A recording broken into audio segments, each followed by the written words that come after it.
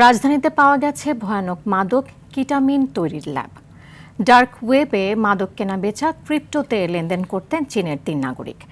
দেশি ও আন্তর্জাতিক কুরিয়ার সার্ভিসের মাধ্যমে পৌঁছে দেওয়া হতো পার্সেল। মাদকদ্রব্য নিয়ন্ত্রণ অধিদপ্তর অভিযানে বেরিয়ে আসে এসব তথ্য। রাজধানীর সেগুনবাগিচার সংবাদ সম্মেলনে এসব তথ্য জানান সংস্থাটির মহাপরিচালক মোহাম্মদ হাসান মারুফ। বিস্তারিত জানাচ্ছেন আব্দুর রহিম।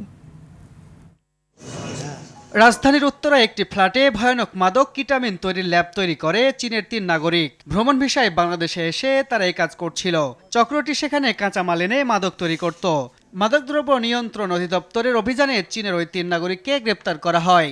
ল্যাব থেকে জব্দ করা হয় প্রায় 6 কেজি কিটামিন। মাদকদ্রব্য নিয়ন্ত্রণ অধিদপ্তরের মহাপরিচালক জানান, চক্রটি আন্তর্জাতিক কুরিয়ার সার্ভিস ব্যবহার করে এই ভয়ানক মাদক পাচার করেছে শ্রীলঙ্কা ও চীন সহ বিভিন্ন দেশে।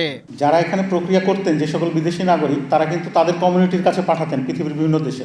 অতএব বোঝা যায় যে ওই কমিউনিটির ভিতরে একটা প্রচলন আছে মাদক হিসেবে।